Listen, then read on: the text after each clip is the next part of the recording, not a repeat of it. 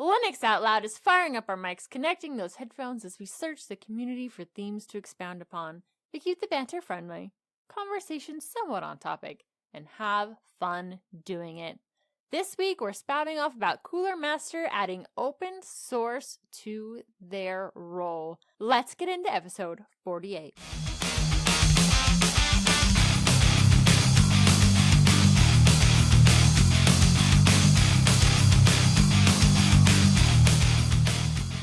This episode is brought to you by Bitwarden, and we're really proud to welcome Linode.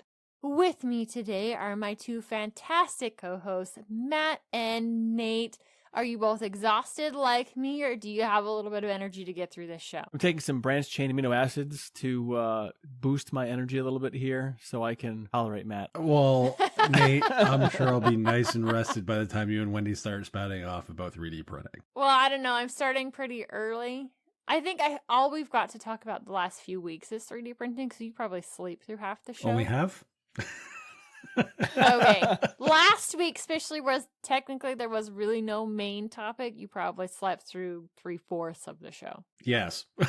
Matt, I can't help it that you don't like cool things. Whatever, dude. No, this is where I can throw something back in Wendy's face. This is very much the same thing where 3D printing does not fit what I need. Kind of like where the Steam Deck doesn't fit what she needs. So therefore, it has no bearing on whether or not I care. And that's why Nate is the perfect addition to the show, because he's that buffer between the things that I'm not interested in and you're not interested in, but the other one is. And so it still keeps the conversation rolling. So for our listeners out there who are interested in those things, maybe even both of those things, Nate can fill the gap and we actually have a decent conversation about it. That's actually part of the problem with me is I'm interested in almost everything. And so I can't really stay focused for any period of time on any one topic. And this is an actual problem. Like in my personal life, this is a problem. Yes, I am a fellow ADD, ADHD person. I do self-medicate with caffeine and that does help a lot. But at the same time, I have had those days, especially when my kids were super little, and I know I have just worked my butt off all day, not stop moving, but it doesn't seem like anything got accomplished. And that's because that ADHD brain is bouncing from, oh, this project, oh, this project, oh, that project. Yeah, it makes it really hard to get stuff done. But then you have that one day in the week when everything comes together and like you get all these things done and you finally feel good about accomplishing something. Mm-hmm. Yes. I don't know about one day a week, maybe one day a month, one day a year. Yeah, that one day when. I should have put that little caveat on there about when or the frequency of it. Yes, absolutely. But you've been getting a ton of stuff done lately on your 3D printer, and I'm so excited about this thing that you finally got wrapped up, got figured out, because I am copying this right after you tell me all about it. I talked about it a few weeks ago, I think 2 or 3 weeks ago maybe, where I'd moved the power supply outside of my Ender 3 on this enclosure table, and I installed like a little Y adapter splitter to break off for doing the power, the Raspberry Pi, which I keep like going through these little power supplies. I don't know what my problem is.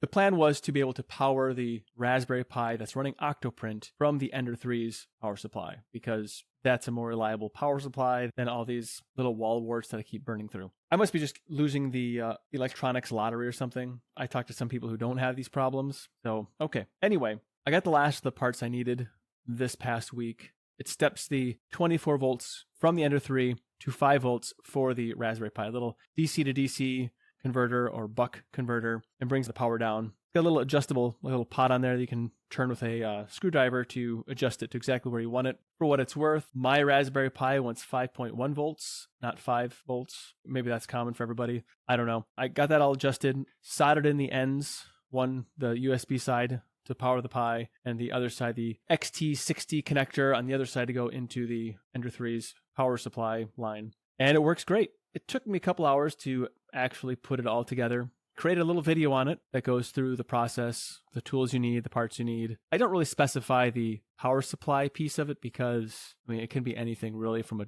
12 volt battery to a power tool battery. You usually need something that's greater than the 5 volts that you can adjust the buck converter down. Or you could actually really do it right off the Ender 3 power supply as well once you have it all hooked up. Anyway, it works great. It's really cleaned up the inside. The wires coming into the enclosure. I don't have all those additional lines now. It's just kind of cleaned up a little bit. You just got the one coming in for the 3D printer, the other wire coming in for the light above, and that's it. And I'm very happy with the result. It's working just as expected. And the other benefit too is when I'm done printing and I shut everything down, turn off the Raspberry Pi through the web interface, and then when I turn off the machine, it's one switch, so I don't have to like yank out the wall wart plug out of the power strip in order to plug it back in and turn it back on, if you know what I mean, because Raspberry Pis don't have a way to easily turn on and off. Yeah, unless you have a Pi 4 that you can get that at their extra button for, because the Pi 4 that I've got in the kit that it came with, there actually is a external power button for it, which is pretty handy. But yeah, I totally get it, because I've been dealing with the exact same thing on my Ender 5 that's paired with a Raspberry Pi. Yeah, so it's great now. I like it. It feels like a more complete appliance now. It's a nice way to top off the whole thing. Now I just did some decorating to it. I think I sent you a picture of it, of filling in all the T-slot gaps with little fillers now. Yes. But that's just it for looks looks. super fancy. I like the black and yellow combination. Looks good, and it matches the outside of the case, and some of the other changes that you made to the printer itself kind of keeps a flow going. Yeah, it's kind of a theme. Mostly black and a little bit of yellow. Yeah. Kind of DeWalt-ish, or maybe Bumblebee from Transformers. I don't know. I'd go with Bumblebee. Bumblebee's cooler. Probably. Or Blacktron, the Lego space theme from the 1980s. Could be that as well. Oh, there you go. Well, Matt, looks like you had an interesting meeting with an interesting company creating interesting OEM Linux hardware. What is this about? Can't get any more specific, can you, Nate? As of last show, I had mentioned that I had an interview / meeting, call it what you want, with Juno Computers. We met in Philly and got to mess around with their hardware for their Juno tablet in person. That was a fun and interesting experience. I have learned one thing. Things never go the way you expect them and how you want them. When it comes to of course, like on the fly content creation. So yeah, we got to kind of get a behind the scenes look at some of the stuff that Juno's doing as far as that particular piece of hardware, but also kind of just like generally what it's like to be a Linux OEM. It was definitely an enlightening conversation because now this is one company's position, so I want to make that clear. But certain things, they have an interesting position based on what their needs are. One of the things that was quite enlightening is while I might have a consumer kind of point of view on like Linux hardware and that kind of stuff, when you talk to people like I did with the folks from Juno, you end up kind of getting a different perspective and it kind of changes how you view certain things. So it was really enlightening to kind of see where that went and some of the projects that they rely on and some of the hurdles and struggles that they go through from not just a hardware perspective, but just kind of an overall customer's perspective as well. So it was definitely interesting. And Juno is a smaller company in comparison to, say, you know, like a System 76 or whatever. But it was definitely an interesting conversation and experience to see. And I will say that out of the UIs that were presented for the options for Mobian and Plasma Mobile Manjaro version, for me, it was definitely Plasma, just saying. Well, of course. I guess you could say that's my Plasma fanboy speaking. Yeah, that's not too big of a surprise. I have played with Plasma Mobile a bit and actually quite enjoyed what I've seen of it and still the customizability that's there. It's probably one of the things that I really enjoy about Android is the ability to make the device mine. And I'm very, very particular about how I like my home screen laid out, not only on my phones, but my tablets, my computers, all of that. I like it very dark, very simple, easy to get to what I need to. I do utilize folders in my app drawer. I do like an app drawer. And so the way that they've done it inside of Plasma Mobile feels very comfortable for me and very customizable. But I would expect that from Plasma because that is what I find on their desktop. You said you like the Plasma desktop better. I like Plasma Mobile. I enjoyed it on the Pine 64, although a bit slow compared to other things. What would you say specifically that you liked about your experience with the hardware? I guess just the openness and transparency that they're being with the hardware. when I was talking with them, they were very upfront about very much like kind of their product page. Like, this is very alpha. And I think that for me was the fact that they give you the options, because I did kind of touch upon with them about they generically just offer Ubuntu as their distro of choice, which, okay, you're a small OEM, less support tickets, all that stuff. Totally get it. Limited time, limited money, all that jazz. Right. Yeah, it makes sense. Just kind of getting the different perspective on using x86 as opposed to like ARM, and kind of hearing where it's good, where it's bad, and just kind of like more nitty gritty kind of stuff was more interesting than the actual hardware. Because the actual hardware and the experience, okay, cool. If you messed around with any of the mobile stuff, for the most part, it's just that on x86. Mm-hmm. Hearing more of the nitty gritty about how certain aspects of the ARM stuff translate well over to x86 or vice versa is actually quite interesting, because I'll just use this as an example. Like, currently the rear camera doesn't work, but that's because it's designed on the tablet. The front camera works because it shows up as a USB device.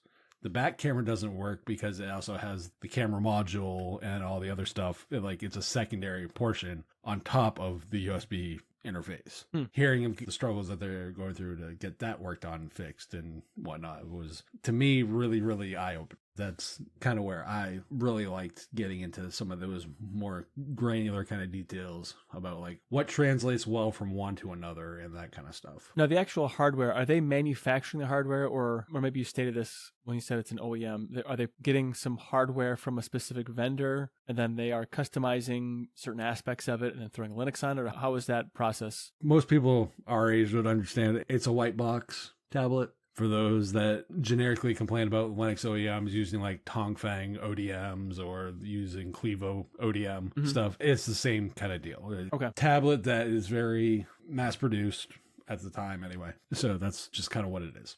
As far as from a specific hardware point of view, seeing what they're doing and the changes that they're making so that things like Mobian or Manjaro Plasma and that kind of stuff run on top of that mobile experience, on top of what is not commonly an x86 experience. Okay. That is a lot of where their work is going into and tweaking certain things and whatnot. So like, when you plug in a USB-C device, because one of the things they did show was plugging a USB-C as an external monitor, and it just translates as a external monitor screen. So you can still have the tablet as the main monitor, but you can have the bigger screen with dual setup. Well, that is cool. So it's stuff like that they're working on, and like kind of small tweaks here and there, and working on quality of life improvements, and just like not a lot of stuff, a lot of quote unquote, as he said, developers would really focus on, because that's not the stuff that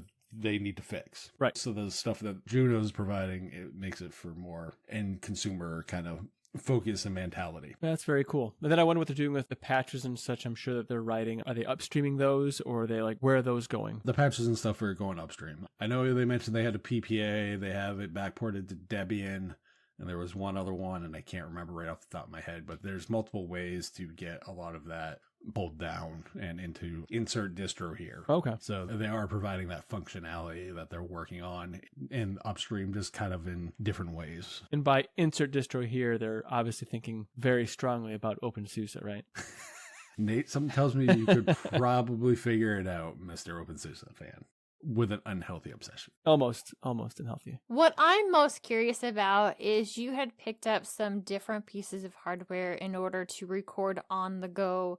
How did they work, or was that some of the difficulties? Did it not work like you had thought it would? That was an interesting experience. The hardware, this is where I say, Wendy, we've done the show how many episodes now? Like 100, almost 150-ish. Things never go always how you want them on recording. You should know this. We were supposed to meet at a kind of like a coffee shop, kind of board room kind of deal, like meeting area. Got there, we sat down, put on the mics and all that stuff. All of a sudden, and I had tested all this stuff the night before. I had tested it earlier in the week. I had checked all the audio channel. So literally it was just plug in USB-C device, turn on mics, and record. I had already set up OBS, all that stuff. Doesn't want to detect the mics. That's fantastic. I had a secondary webcam that I use for when I record on a different side of my recording area. So I took that. Apparently the USB connector is on the fritz, which I did not know because that stays generically plugged into a hub that I don't really unplug ever. So messing around with a tablet and, I'm kind of just being shown around on the interface and stuff and hit the USB port. Hey, look, video stopped. I'm like, okay, so do note, new webcam needed. Nice. I was able to make it work. It wasn't 100% perfect, but I'll make good stuff out of what was given. That should be out sometime, probably in the next week and a half or so. There's a lot of content to edit there. I'm sure there is. How long did the interview last? The actual interview, we met at 3:00. I left Philly around 6-ish. Oh, wow. Well, the actual recorded interview was a little shorter. The actual recorded interview was probably hour and a half, hour 15. A lot of it was trying to find some place that was decent enough for recording and stuff. Well, I'm really excited to see what the finished product looks like. Listen to the full interview, listen and watch the full interview. That's going to be really, really cool. And when that is available, we will have a link, whether it's in the show notes this week or in the show notes next week. We'll have that for you. So while I'm meeting Linux OEMs, Wendy, you have some FLL stuff going on. Yes, my life has completely centered around robotics, our first LEGO League challenge team, and they have been hard at work. Last week, we didn't get to do any robot coding at all. It was all focused on their speeches. Let's see, we're recording on a Friday the 20th to be exact. On Wednesday the 18th, they gave their innovation project presentation to the company that they need their help with in order to get this pushed through. So the whole season, to kind of recap, is all about energy. How it's produced, how it gets distributed, how it gets used, all of that good stuff. And the kids have been focused on a project that helps generate more power here in Idaho with the hydroelectric plants and could eventually go out to help other places. Anywhere where there's a hydroelectric plant and they are mandated to have water flowing over a falls, whatever, for scenic viewing times. And this sets it up so when there's actually people there to watch it, they can see the water flowing over the falls. And when there's not people there to watch it, all of that water is being used to generate power. So it's the best of both worlds, I guess you could say. They presented that to the company and they absolutely loved it. Not only did they love the idea and were like, yes, if we were allowed to put this in, we'd be doing it right now. They want to get the kids in contact with their legal department, the part that deals with all this regulation, have them present to it and actually move this forward. So they're nice. super excited about this. Yeah, it's awesome. It's great to get that feedback from the company.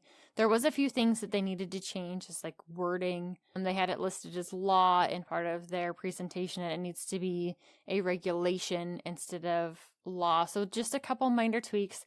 They've made those adjustments. Super, super cool. We now have 1 week to go. So next week is our last week before state. I'll be with the kids Wednesday, Friday, and then pretty much all day Saturday as they compete. We were able to work on some robot code today. Yay! Yay! And I had been fighting with this PID. Yeah. It's actually more fun for me when we get to code than when we're working on presentation stuff. It's like it's all really, really important. But my favorite part, and I think their favorite part too, is when they're either building robots or coding robots. And so this presentation part is just, the other stuff that they have to learn. All of it's going to benefit them in the future, but definitely not their favorite part of it. We did get to code this afternoon. A mission that we've been working on for a really, really long time, finally got successful with, but I had been fighting with this proportional control code for a while. And I finally gave up. Like in Scratch, you could knock the thing, it would go way off course and then write itself back to whatever degree you had set inside the code using the gyro. With the Python code that I have right now, it can be off a little bit and come back, but it can't be knocked off a lot and come back to zero. Just doesn't work that way. And I still wouldn't say that it works fantastic. Inside the loop, it's just not seeming to check often enough to keep it at a really good 0, and I need to play with that code just a little bit more, but it's better than it was. I played with it, kind of figured some things out, talked to my daughter. She actually edited it into the team's code because that's not stuff I'm allowed to do. I'm not a team member. One of the team members actually has to enter all of that stuff. So she got it entered in, made some changes to their code, and we finally got to run it today. For a lot of the stuff, like we talked about what the code meant, but she was copying and pasting it over just to save the time of her typing it out. It's one of the advantage of us using a real code editor instead of the app. We have this awesome thing called copy and paste. And so yes. we had to correct some errors where it was using some of my wording. So I just called my hub, and theirs is called POW, which is part of what their innovation project is called. So there's a few of those things that we had to work out, but it seemed to work pretty good. Got all that bugs worked out. They added a little bit of code. We're almost done. I'm super excited to finally have the last little bit. We once again ran out of time. There's just not enough time. You'd think that 4 hours in a robotics meeting, we'd be running out of stuff to do. And we're just not. It's crazy how much time we spend together, crazy how much work we put in during the meetings and outside of meetings, but it's all well worth it. However, I'm so excited to have state done. I believe it. It sounds like just so much work. One, very cool that they got a meeting that was fruitful and that might move the ball forward in some efficiencies of how the state does the electricity and so forth. That's very cool. I think that's a fantastic accomplishment. What I think is also neat is the fact that you had the kids doing that, and they're involved also with bettering the world, essentially, or at least the parts of the world that rub up against them. So that's all very cool. And I can imagine this is a lot of work. I know you talk about how this is pretty exhausting for you, but to me, it sounds like this is good work you're doing, and this is beneficial for these kids and everything else. So good on you for all that. It does make me tired, but it's just because it's more mental exhaustion than physical exhaustion in everything that we're doing. And so on days where I'm up early getting my kids going, spending, our 4 hours together with meeting, coming back from Big Town. By the time I'm done, yeah, I'm pretty tired. But do I want to give up being a mentor for the team? Absolutely not. I am hooked. Though, like I said, I am looking forward to state being done, having some time to kind of breathe and relax. And then this following semester, our team will still be meeting weekly. We won't have these extra meetings outside of co-op. So we'll still be meeting weekly, but we'll get to focus more on Python coding related stuff. So I've talked about getting some more Raspberry Pi 4s, getting some more build hats, letting the kids play with the motors and sensors. And instead of being focused on particular missions that we're having to hurry up and get done, practice through, the team kind of competing with each other, building their Python skills, us getting to play with Pybricks and learning some more about that kind of code. That's what I'm looking forward to once the season is over. And it is definitely awesome seeing the kids and their excitement after the presentation that they did for their innovation project. I know Saturday, the 28th, is going to be an absolute blast of the kids doing the presentations. It's so much more polished than it was for regionals, and their robot coding is so much more polished than regionals.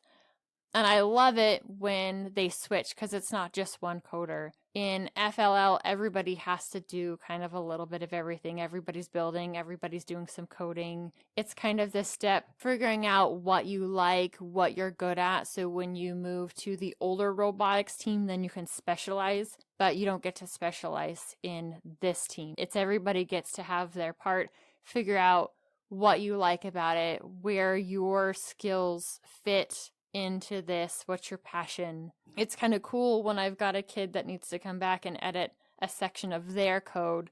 Each one's doing a different mission, and they don't need to ask me for help anymore. They know exactly what to put into the code instead of, looking at me like, okay, what's next?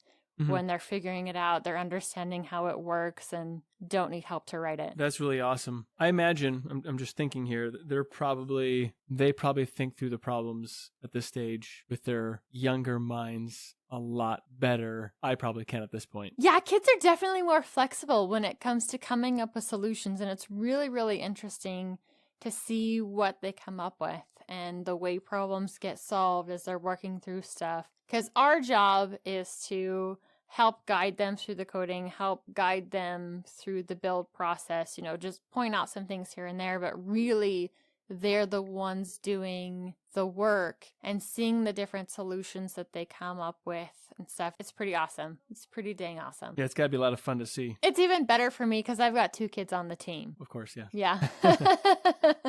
I get to see that both at home with our robotic stuff and then on the team and the way they work together with that group. That's got to be fun too, especially when you get to watch your kids grow and learn stuff and develop these new skills. It's got to be a lot of fun to watch. Yes. Absolutely. Visit linode.com/tux and see why over 1 million developers trust Linode for their infrastructure. From their award-winning support to ease of use and setup, it is clear why developers and businesses have been trusting Linode for their projects, both big and small, since 2003. Don't worry if you're just getting started. That 24-hour, 7 days a week, 365 days a year support is offered to every level of user. They also offer industry-best price to performance value for all compute instances, including shared, dedicated, high memory, and GPUs. Linode makes cloud computing simple, affordable, and accessible, allowing you to focus on your customers, not your infrastructure. Visit linode.com/tux, create a free account, and you'll get a $100 credit.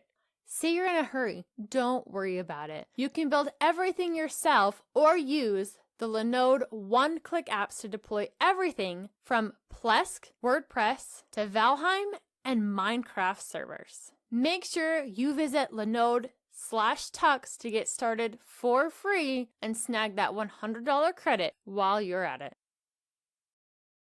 What I love even more than robotics is my mechanical keyboard. Does that fall into robotics? Maybe it does. It's mechanical. Robots are mechanical. Yeah, they might both go together. My oldest daughter found a cup that she said, "Mom, you need this, a mug." And it said, "Beware, may randomly start talking about robotics." And I'm like, we need to add Linux and 3D printing to that list.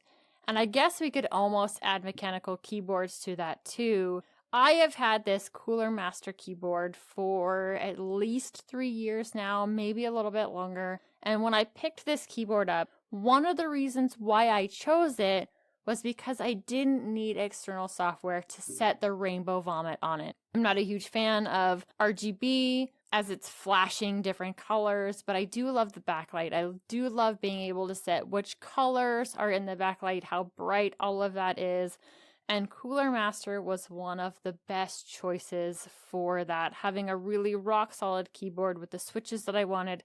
I went with the blues, wish I would have went with the browns. Eventually I will upgrade this computer to blue switches so I still have the tactile feel, but without the noisy clickety click click click. Now, Cooler Master is taking another step forward, and they're actually releasing part of their software in an open source fashion. What do you guys think about this? Well, I'm personally always excited when a company does something that pushes the open source or adds to the open source. It's a net positive for everybody, even those that don't care about open source, because it means that there's going to be new features, more eyeballs looking on the code. Things tend to become more secure when open sourced. Although I don't have a Cooler Master anything, I do have a mechanical keyboard, a couple of them. I think that being able to, in my view, enjoy the hardware more from my Linux machine, that sounds really exciting to me. Yeah, I was going to say, for me, I think I like the idea that they are looking to open source this. And I know some people will kind of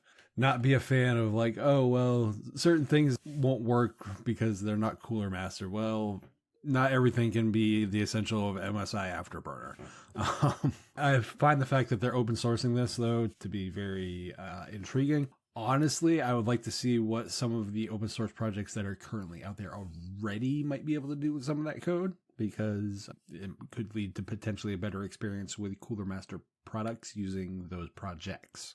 So things like Piper, things like Polychromatic and OpenRGB and all the other stuff that's out there. This is definitely something that I think is a step in the right direction. Does it go far enough? Some people will never be happy regardless of how far you go. I think this is kind of them dipping their toes into it. Now, it does say in this article from itsfoss.com that not everything is going to be open sourced. There's the portion that I could care less about, which is bot integration, I guess won't be open sourced. Do we even care? No, because if I've learned anything from when I did stuff on Windows, things like Razor Synapse are the plague of any gamer ever, and it's a terrible application. Okay, good. Like that's the only part of the API. I guess it's not going to be exposed for third-party apps. What do you even need cloud control for on your RGB vomit anyway? I don't even know. I can't think of a good reason for it. A lot of the times it's more for integrating into their other products, like for vertical integration and stuff.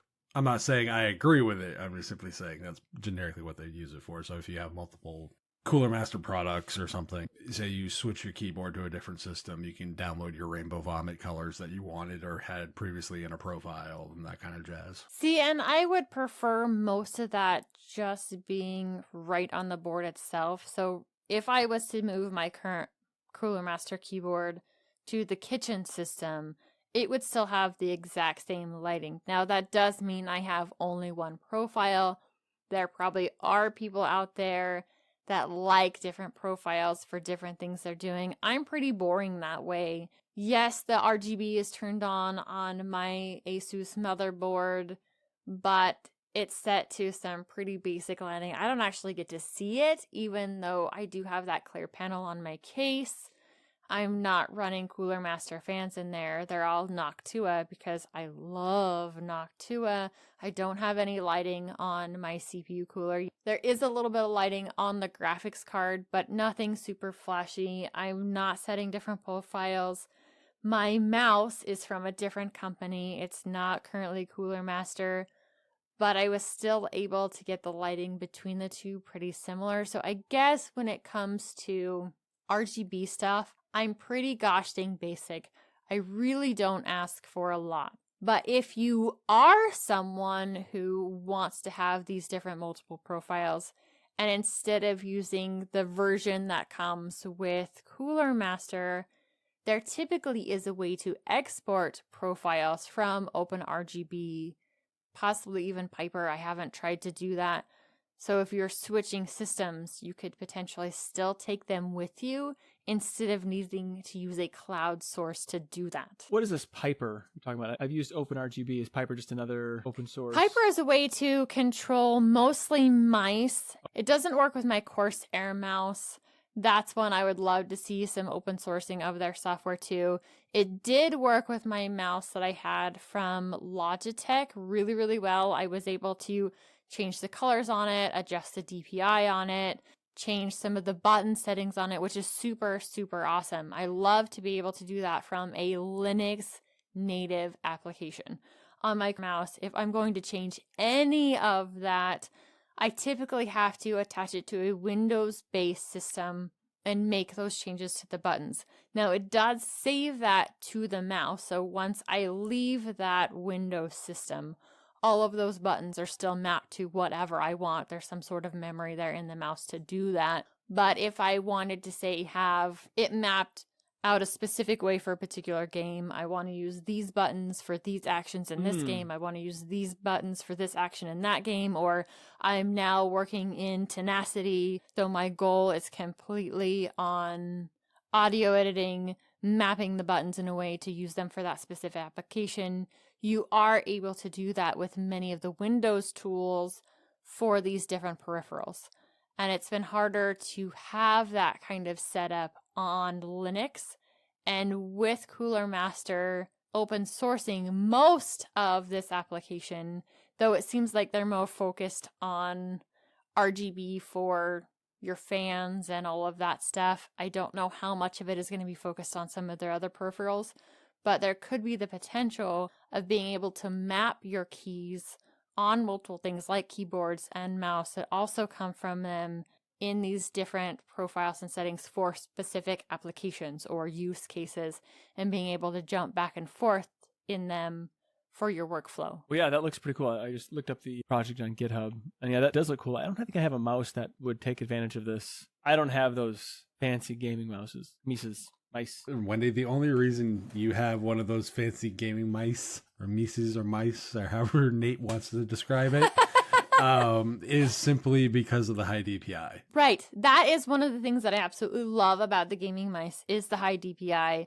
When I'm moving back and forth between my multiple screens, it is so nice to have just a little movement and be able to take it where I want to go. I have used that in gaming. Bendy in the Ink Machine, Bendy in the Dark Revival, you are kind of steering yourself a bit with your mouse, looking up and down and around, so being able to make those tiny movements.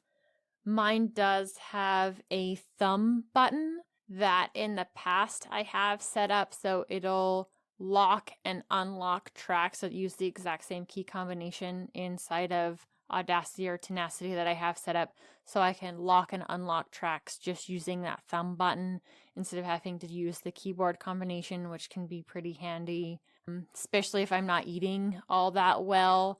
Then I get really pretty bad joint pain in my fingers, and doing it multiple times from the keyboard can make those really, really ache. I'm better off, to eat right. So that's not a problem. Right. But as a side note, I have been able to do that from my mouse. One of the other things that I typically like about gaming mice is they usually have the forward and back buttons. Now you can adjust them depending on the mouse itself, the software that's available, to have them do other things. I use them as they are intended, forward and back, on web browsers, file browsers, all of that stuff. When I'm using a mouse that doesn't have them, it's kind of painful. I've got 2 top buttons on this that right now they are set to change the DPI directly from the mouse, and it'll flash a color depending on what the DPI is. Of course, the roller. The biggest downside of the current mouse that I have is it's wireless. So while I do love the flexibility of not having that wire attached to it, it is really, really not fun when they're in the middle of editing a podcast and your mouse dies. But in a roundabout way, gaming mice are pretty awesome for lots of things besides gaming. I think that we need to not call wireless mouse a mouse anymore, because wireless mouse has no tail, and a rodent that is about the size of a mouse that has no tail is called a hamster. So perhaps hamster would be more appropriate than mouse. I've got a hamster sitting next to me instead of a mouse. Yes, I have a mouse. Unless I have it plugged in, and sometimes I do use it when it's charging, and I could have it with a cable into my system. Oh, okay. I just don't. Does it report itself like a wired mouse then? Is it not transmitting when it's plugged in? Yeah, you can make sure that it's not transmitting when it's plugged in. That's very cool. Lots of options there. A mouse with a removable tail. Uh-huh. What do you call that? I don't know. Heart lizard? What are those lizards that can regrow their tails? Gecko? Can geckos do that? I don't know. I think a lot of them can. I have to look it up. We can call it something between a hamster and a mouse, or something between a hamster and a lizard. I don't know. Anole lizards regrow their tail. That's all I got. There you go. We'll call it a... An anole lizard. Because then everyone will know This what that episode of Linux Out Loud is sponsored by Bitwarden. Bitwarden is the password manager that we use and trust. Bitwarden lets you set up things like a PIN to easily access your password manager, as well as additional authentication such as master passwords and adding phrases to fingerprint security, all to keep your passwords safe. Bitwarden is the easiest and safest way for individuals, teams, and businesses to store, share, and sync sensitive data. Go to bitwarden.com/tux to get started for free. Make the smart move like many from the community and have a go at bitwarden.com/tux to get started for free. If you're like me, though, you'll want to show your appreciation by signing up for the premium edition, especially since the premium edition starts at only $10 a year. And for that $10 premium account, you'll get things like 1 gigabyte encrypted file storage, 2-step login with YubiKey, U2F, and Duo, Vault Health reports, and so much more. Also, you'll get priority customer support, huh? Thanks to Bitwarden for sponsoring this episode of Linux Out Loud. It wasn't too long ago, Nate, you were singing the praises of Wayland, but you've recently jumped back to X11. Are you having some issues with Wayland, or is what you are needing to get the job done still in X11? The issues I was having with Wayland, there actually ended up becoming quite a few, and I didn't realize there were issues until after I was using it for a while. For starters, whenever I would do video editing, which I do a lot of, and because of Linux Saloon, the scrubbing was really slow on Kdenlive with Wayland. And also, like, if I moved clips around, if I had multiple clips selected, it would really bog down in a very painful way. But that alone really wasn't enough to push me back to X11. I could deal with a little bit of that, not a big deal. When dragging and dropping files, like on a web browser, like for Octoprint, dropping G-code files on there, the screen darkens and you can see like an upload locally or upload SD that pops up. Well, the problem I was having there is sometimes it would just randomly think I was dragging and dropping something when I wasn't doing that. And so I'd have to either refresh the browser window or I'd have to like fake it out that I'm dragging and dropping something there. And that was kind of irritating as well. But, alone, that by itself, that was enough for me to leave Wayland and go back to X11. Even combined with the issues with Kdenlive. When I was doing the light sequences for my house for Christmas, the X-Lite light sequencer, it wouldn't let me like select certain bits. I wanted to paste a sequence into a certain time point, and I would have to click many times before I actually got that little spot where I could then paste it. That alone, that wasn't also, or even combined with the other 3 issues, that wasn't enough to drive me off Wayland. Linux Saloon, I use Zoom conferencing, and under Wayland, it would lag a lot. I couldn't really use the chat very well because it would either like double sense input. So like if I was typing something in there really fast, people would probably think I was sipping back on Grandpa's cough syrup or something like that with the way it would spell things out. And so I just didn't use that very much. And that actually was also aggravating, but that also wasn't enough for me to stop using Wayland. VirtualBox is basically useless. Also Synergy, the virtual KVMs, that didn't work in Wayland either, but those things didn't really stop me from using Wayland either. The tipping point for me, what said I can't use Wayland, was that Plasma would crash, but it wouldn't really crash exactly. All the programs would quit,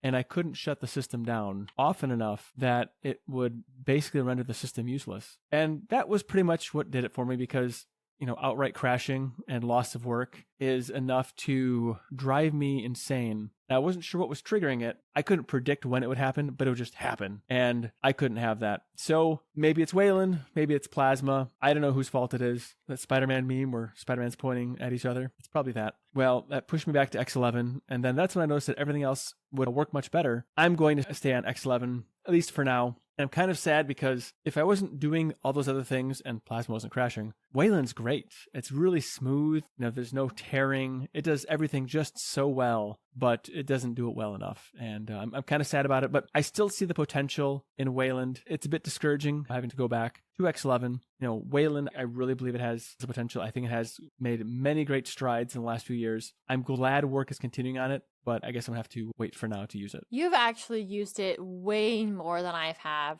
I've played with it a little bit here and there, but it sounds like some of the pain points that you had just weren't necessarily getting fixed or having these issues here and there that just made it not useful for you and the stuff you need to do at this time.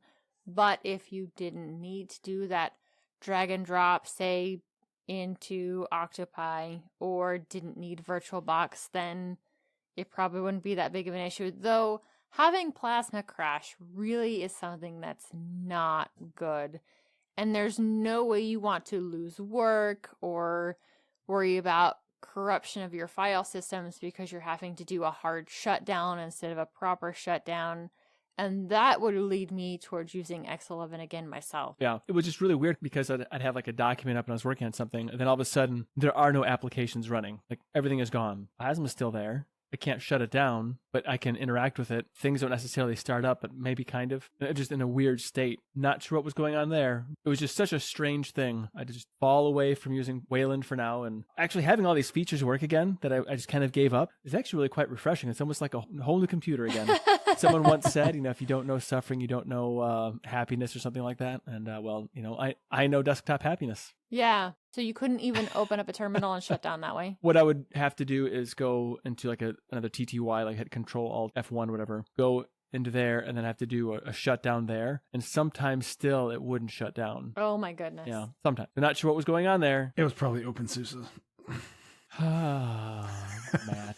You don't know what you're talking about. Anyway, I'm very happy again. So everything is good. Things are running great. I have no complaints for how my desktop is running right now.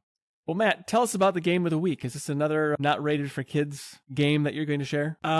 Seeing how it deals with the Baba Yaga, yeah, this is definitely not a kid-friendly game. What's a Baba Yaga? It's a Slavic, It's the boogeyman. Oh. it's essentially the boogeyman, but it's like the Okay. Slavic version of it. It's a story that they tell kids to terrify kids over in that end of the world. It is kid-friendly then. I guess. Clean your room or the Baba Yaga is going to come get you. Don't look underneath your bed.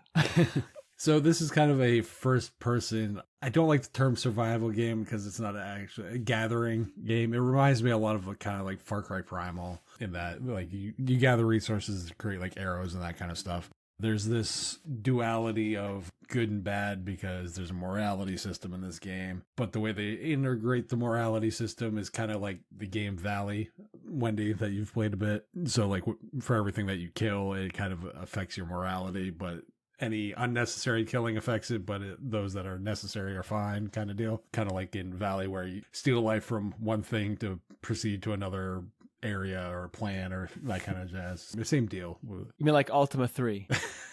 Nate, I thought everything was like Descent for you. Pretty much. Like your descent into madness for Open Suicide. Well, not madness. Yes. And an unhealthy obsession. Almost. But this particular game, I had a review code for, so I did not pay anything for this. I'll make that totally clear. But as far as an overall game, I think it's interesting to always see stories, fairy tales, and that kind of stuff told from a local perspective because this game was developed over in that portion of the world. So they have a different view of the folk tales and the stuff that goes with it. I enjoy seeing these kind of games come out because it's not something that you would typically see over here where we get the Walt Disney version of everything when it comes to that kind of stuff. You're talking about the watered down abomination of the actual fairy tale? Is that what you're talking about? Yeah, it's interesting seeing how those developers take those local legends and stories and that kind of stuff and kind of try to add a human element to it. So I definitely found this game very interesting to play. It's definitely different.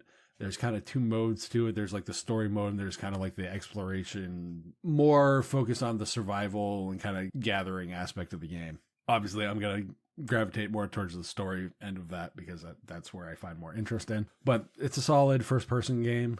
Graphics are definitely nice. It's got a very unique art style. You can get it on Steam. And the nice thing, you can also get it on GOG. And if you want to get it on EGS, go ahead. I don't know why you would, but whatever. The nice thing is, Nate, though, they do have a dedicated Steam Deck profile. Oh, well, that's fantastic. I'm sure Wendy's really interested in that fact. I just can't wait to fire it up. Oh, wait, I don't have one. I think I hear snoring. I would never. But here's the nice thing. What that means is day one Linux support because they designed around the Steam Deck in the first place. That is is awesome. very cool. So you fire up Proton. Yes, it's not quote unquote native, but you literally fire up Proton and the game just works. That's it. Yeah, but what does native really mean? I mean, really? Nate, do you really want to go down that rabbit hole of native and all that? If I write Python code that works on Linux and Windows, is it not native to Linux then? Well, Nate, because it really wasn't developed with my platform in mind, so therefore it is not native. If they're developing around Proton, that means it's native from my perspective. I'm not disagreeing. I'm just saying simply that's the argument. For me, can I use the platform I like and I don't give two hoots about the magic voodoo end that makes it go run in the background? Gonna be totally real. I was expecting a bad math there, so well done. I can surprise you at times. The fact that these guys have made that possible is definitely a reason I want to kind of highlight this game and kind of the unique story that they're looking to tell and kind of where they're pulling from because we don't get a lot of stuff from that end of the world. We get a lot of over-consumerized stories that we've heard 9,000 times, just slight literary little tweaks here and there, or like, here's a sympathetic villain. They're not supposed to be that, So Right. I definitely enjoy seeing what a local game developed using local legends and stuff is and their take on it because it means more because it's more inground into their culture and that kind of stuff. Right. Oh, yeah, for sure. Absolutely. Added to wish list. So while I'm talking a game about horror stories and, local legends and stuff, Wendy, there's a legend that you have a lot of 3D printing stuff. Yeah, I am still in the realm of 3D printing stuff, getting it ready to go my thermistor did arrive. It's already attached to my hot end. The board and the way to turn my printer into a direct drive have showed up. They showed up today while I was actually at Robotics. And I'm probably not going to have any time today unless I decide to just stay up all night and wire everything in and stuff. Am I actually going to get the physical hardware put together for this printer? But I was originally going to go ahead and stick with Marlin on the printer, and I went to start doing all of the configuration stuff for it. And oh my gosh, was it entirely convoluted. And I'm not saying that Marlin hasn't done some amazing things when it comes to open source software, firmware for our 3D printers, but it is definitely one of the harder ones to get customized for your printer. And one of the downsides of Marlin and you're setting it up is if you get something wrong or you want to tweak something, you have to recompile the firmware and flash it to the board again. And I was like, oh, I really don't want to go down this route. So I started looking into Klipper just a little bit more. Configuring it still does take some time, especially where I make some changes, but not other changes. And there are some configuration files that help. So I am using those. I am using some tutorials. But one of the really interesting things about Klipper, it requires you to use a secondary board. So in my case, I am using a Raspberry Pi, and with Klipper, which you also have that installed on this secondary board, that's where all of that calculation is happening. It's using that much faster chip inside the secondary board to do all of that processing part. Then it's sending it over to your main board that is just carrying out the actions that it's told to do. With this, you can end up with more steps, faster, end up producing some cleaner prints with it because it's not doing the work of running all of your motors and stuff plus doing the calculations. It's a really interesting system. And one of the other things that I found that I love about Klipper is yes, you do your initial configuration, flash all of that stuff to the board, but if you need to make tweaks and changes, you can go into that configuration file, reboot everything, and you're good to go again. You don't have to re-flash any of that. Now, the downside is the touchscreen that I have that comes with my Ender 5 Plus will not work with Klipper. Actually, I can't even connect it to this board that I have because I don't even have the same connector. So whatever, that's not that big of a deal. But there's this other open source project called Klipper Screen where I can actually have this larger screen. I'm taking one of the old Fire HD8 tablets that's currently running Lineage, and that is going to be my touchscreen for the printer. I probably won't use it all of that much because there are multiple interfaces, as I kind of alluded to before. So you can use Octopi, but it has two other ones. Fluid, which is the choice that I made. One of the things that I like about Fluid is you can rearrange where things are on that printer interface. It comes already with a dark theme laid into it. It really has a lot of customizable things. One thing that Octoprint has over Fluid is it's got a bunch of these different add-ons that you can have for it. That is coming to Fluid. So the other one that you can choose is Mainsail, and they all use kind of the same back end for that. The UIs are set up just a little bit differently. With Mainsail, you can go directly into the Raspberry Pi Imager and pick it up from there. You can't do that with Fluid.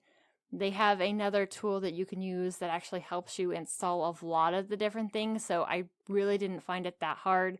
And using the tool that they suggest in order to install it actually helped me get Klipper installed, Klipper Screen installed. I have my configuration file all ready to go. I've got the firmware file to flash it onto my board already ready to go. And so without a doubt this weekend, I'm going to be working through all of that stuff. And then next week, I will be able to share how did rewiring to this new board go? How did flashing the firmware go? And what tweaks and changes? So here's the thing. If my printer is running and actually finishing projects next week, everything was awesome. If it's not, There's probably going to be some ranting. There's probably going to be some bad Wendy's that nobody gets to hear but you guys, the, two I'm actually doing this podcast with. Okay, I'm going to say there's going to be more than a few bad Wendy's. There's probably going to be a whole lot of bad Wendy's. So is this going to be one of those episodes, Wendy, where the entire portion where you're talking about this stuff is just literally beep? There could be some serious hacks to my section next week, as in cutting out major portions of the show. I will say it does sound like a very daunting exercise to do all this. I would have to read through what Klipper is. I read the overview, but that really didn't tell me what I wanted, I guess. Klipper interacts with the existing... Does it require a different board then? Are you replacing the whole brain of the Ender 5? I am, because I wanted a silent board and some other things. Okay. So basically what Klipper does is it's a lot like Marlin in the fact that it is what takes your G-code and it turns it into a print. Okay. But it relies on a separate piece of hardware. And you've already got that figured out inside your system. You have your main board, but your main board isn't doing any of the calculations anymore. That's all happening on the Raspberry Pi that has a much faster chip in it. One of the tutorials I watched is actually also using a Raspberry Pi Zero and being very, very effective with this. So instead of your main board doing all of the work, you're branching that off between two separate boards. And then, like for me, the Raspberry Pi is then sending those print instructions to the main board, kind of giving it a different main board and then a daughter board that's actually sending the signals to your motors, your print head, and all of that stuff. Right. Taking some of the weight off of it and breaking it up into two different boards. You have multiple choices when it comes to the web interface of those boards, and definitely getting everything set up in your configuration file is the hardest. Now, inside Klipper itself, they do come with some stock configuration files, and for the Ender printers, it has basic configurations in there. So I am mixing a basic configuration for an Ender 5 Plus with what I know I need for the new board that I have. So that's where it comes just a little bit trickier, is I can't use some of the stock ports that it has for the Ender 5 because I'm not using that original main board. I'm putting a separate third-party one inside of it. Gotcha. Like next level 3D printer building activities right there. It could be amazing, or I could end up taking the 3D printer into the backyard and using a hammer on it. I don't know. We'll see. Going full office space, huh? Right? What does PC load letter mean? Now it's your turn to toss in your 2 cents on today's topics. Hit the discourse forum, drop us a line under this video, or on the contact form by visiting tuxdigital.com/contact. If you'd like to hang out with us on our preferred social media, see the links in the bottom of the show description. Find other great shows like Hardware Addicts, GameSphere, Linux Saloon, and more at tuxdigital.com. Show off your love for your favorite podcasts and shows by visiting Tux Digital merch store. Grab yourself some awesome swag like the gamer-centric I Pause My Game to Be Here shirt, or join hashtag Team Wendy with some sinister Wendy swag. As always, we thank you for being here. We'll be back next week with another awesome episode of Linux Out Loud. Until then, keep the banter friendly, conversations somewhat on topic, and have fun doing it.